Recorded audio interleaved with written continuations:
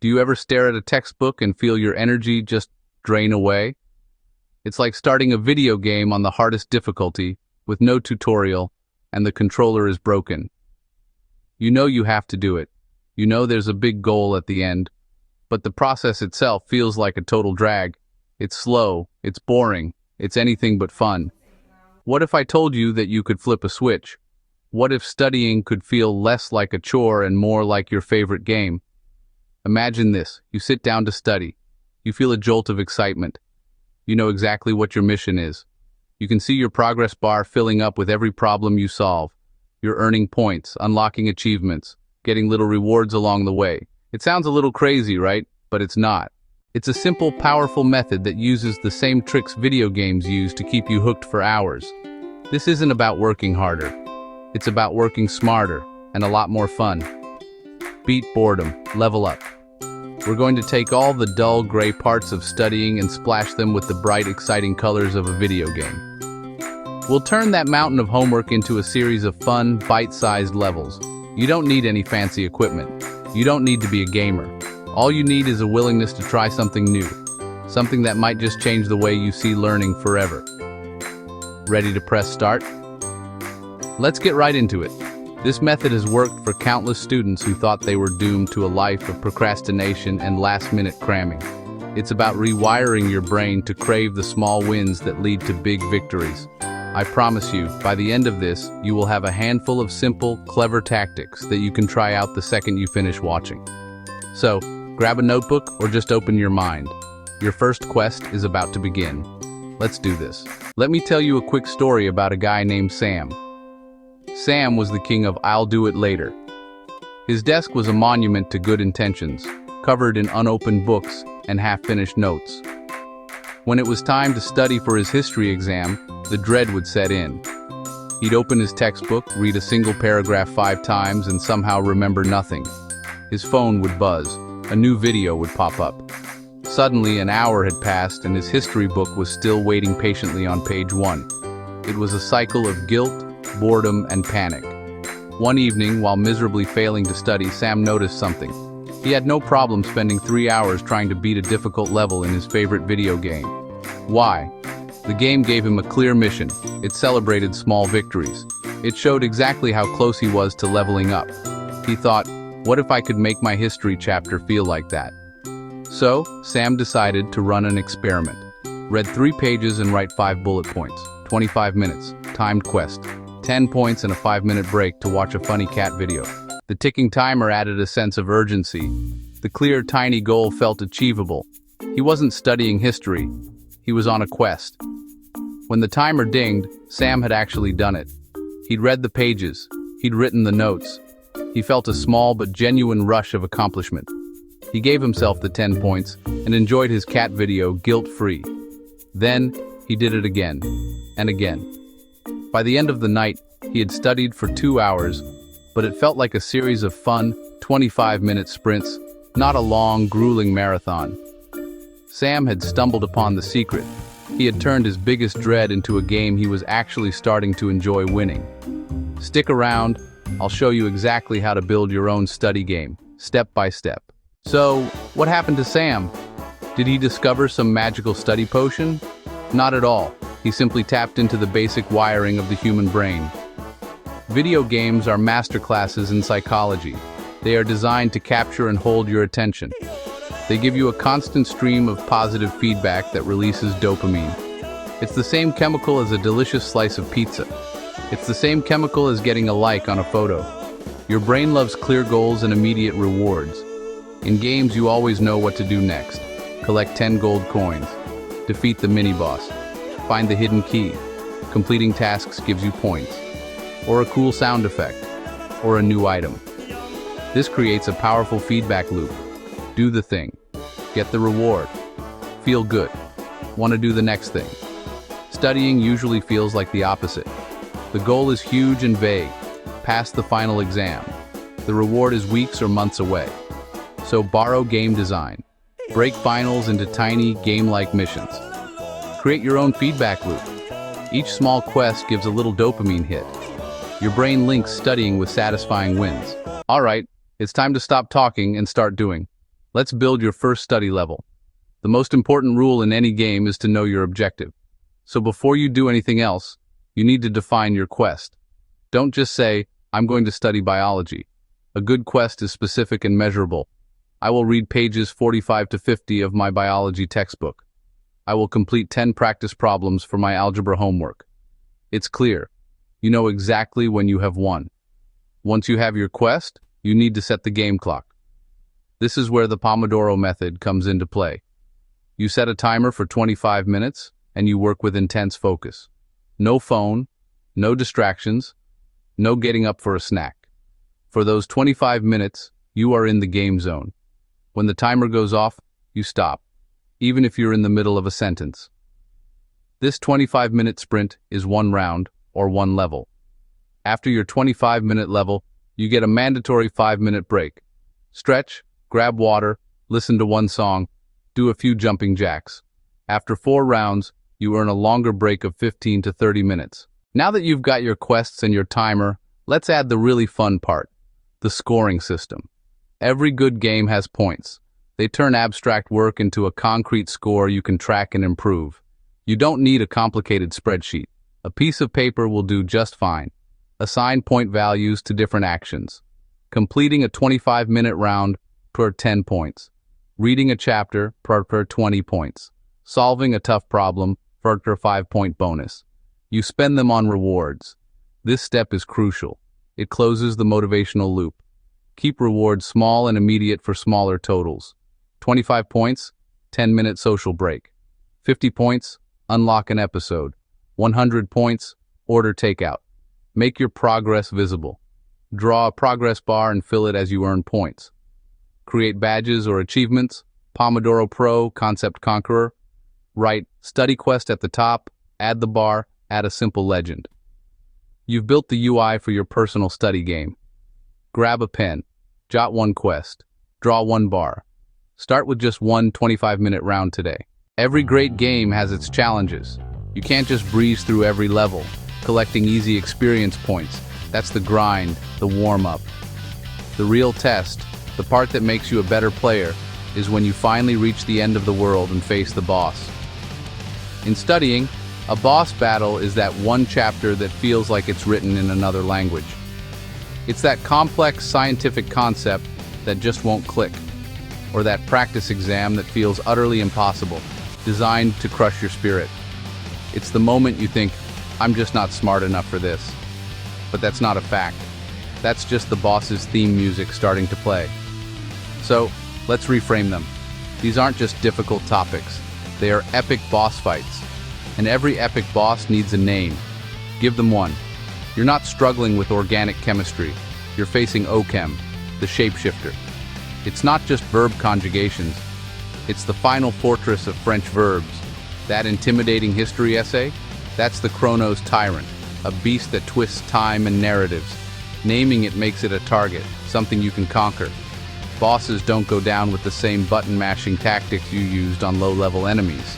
They require more strategy, more focus. They have attack patterns you need to learn, and weak spots you need to identify.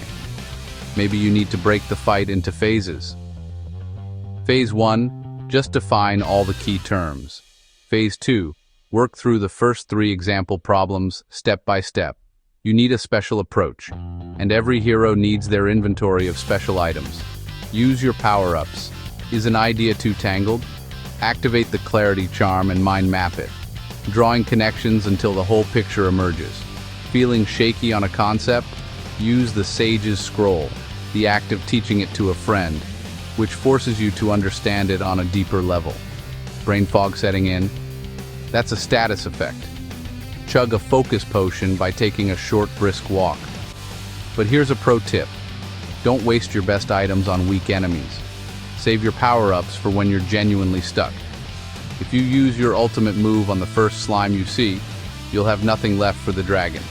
Set a timer for yourself. If you've been staring at the same math problem or the same paragraph for 15 solid minutes with zero progress, that's the definition of being stuck. The game is telling you your current attack isn't working.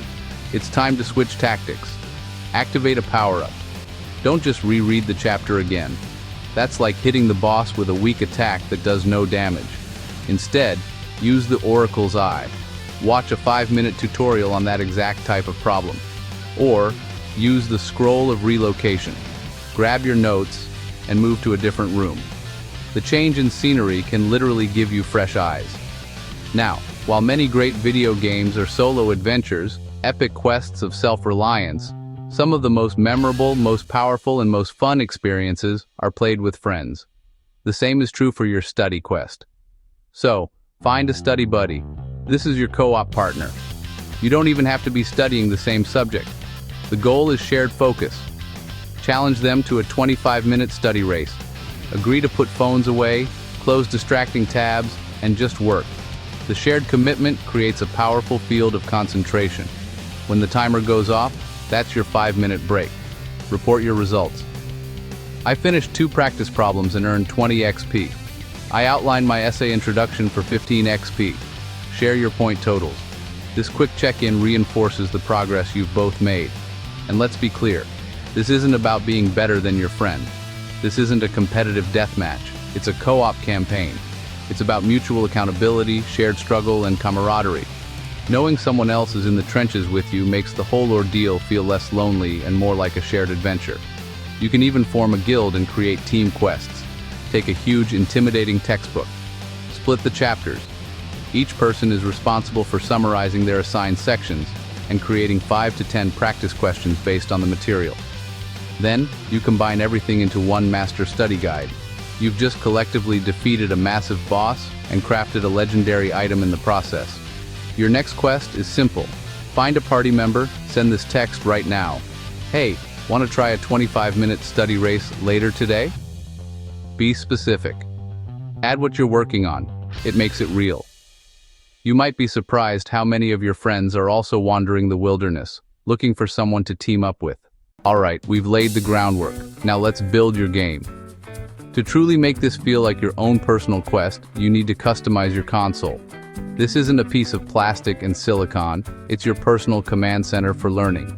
It's the dashboard where you track your stats, manage your inventory, and select your missions. Customizing it is the first, most crucial step in shifting your mindset from "I have to study" to "I get to play." It's about taking ownership of the process, transforming mundane tasks into meaningful challenges. This console is where the magic happens, where you turn the grind into a game you can actually win. Every great game starts with character creation. So, your first mission is to create a study avatar. This is more than just a cool name, it's a psychological tool. It creates a powerful separation between your everyday self and your focused, high-performance self.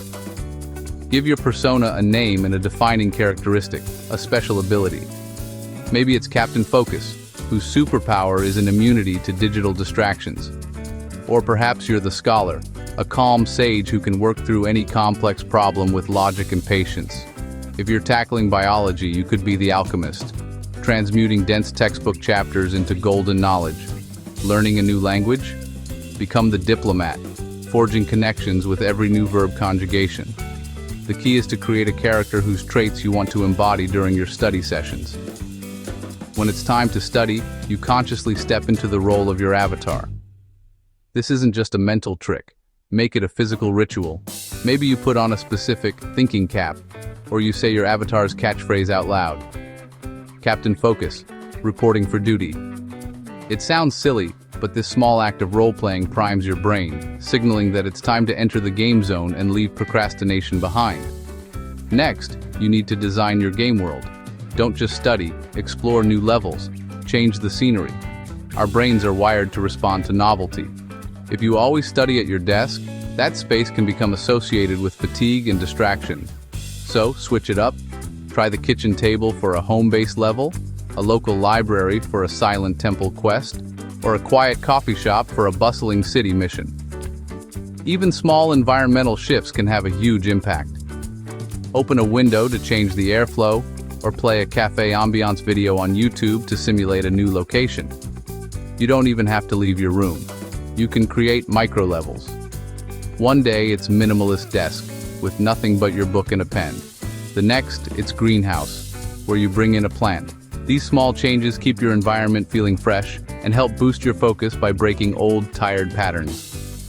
Now for the most important part of your console, the stats screen. This is where you see your progress in black and white. Your study journal is your stats screen. At the end of each and every session, you log your data. It's a simple, non-negotiable ritual. Write one line. Date: 2026-02-23. Mission: completed 4 rounds of physics. Points earned: 45. Streak: day 5. This isn't just record keeping, it's a dopamine hit. Each entry is you, telling yourself, I did the work, I showed up. Over time, this journal becomes undeniable, tangible proof of your progress. It's an archive of your effort, a testament to your consistency. And on those tough days, when you feel like you're getting nowhere, this journal is your secret weapon. When motivation is low, flip back through the pages. See how many levels you've cleared, how many missions you've completed, and how many points you've racked up. You'll see the evidence of your own grit, reminding you that you've conquered challenges before, and you can do it again. Finally, every good game needs a rulebook. You need to set clear, simple rules for your study sessions. This isn't about restricting yourself, it's about creating a safe space for deep work. Good rules don't restrict you, they protect your focus from the final bosses of distraction and procrastination. Your rules should be specific and binary, either you followed them or you didn't. For example, Rule 1, the no phone zone. During every single study round, your phone is on airplane mode and out of sight. Not face down, not in your pocket, out of sight. Rule 2, the point gate.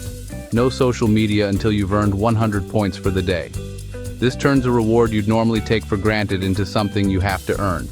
These rules create the essential structure so the game can be played effectively. They eliminate decision fatigue. You don't have to wonder if you should check that notification. The rule book has already decided for you. Your only job is to execute the mission. Without them, it's just too easy to get sidetracked. The modern world is a minefield of engineered distractions, each one designed to pull you out of your focus zone. Your rules are your shield against that chaos. Think of it this way. Your rules are the game's code, the fundamental physics of your study universe. They ensure a fair and focused playing experience every single time you sit down to play. They are the difference between randomly wandering and purposefully questing. All right, let's bring it all home. We've covered a lot of ground today, and my goal wasn't just to throw a bunch of productivity hacks at you. It was to fundamentally change your relationship with studying, to take it from a necessary evil, a source of dread and procrastination, and turn it into something you can actually look forward to. We've systematically dismantled the boring, endless marathon of studying and rebuilt it from the ground up as a fun, engaging, and dare I say, addictive game. Think about the arsenal you have now. Instead of a vague, terrifying goal like study for finals, you have clear, conquerable quests. Instead of staring at the clock for hours, you have short, focused rounds using pomodoro timers that make it easy to start. You're not just grinding. You're earning points and unlocking real-life prizes you set for yourself. Those overwhelming review sessions, they're now epic boss battles, where you arm yourself with power-ups like cheat sheets and review sessions. You can visually track your journey with streaks and progress bars, and you can even bring friends along for some friendly competition, turning a solo chore into a team sport. This is how you beat boredom.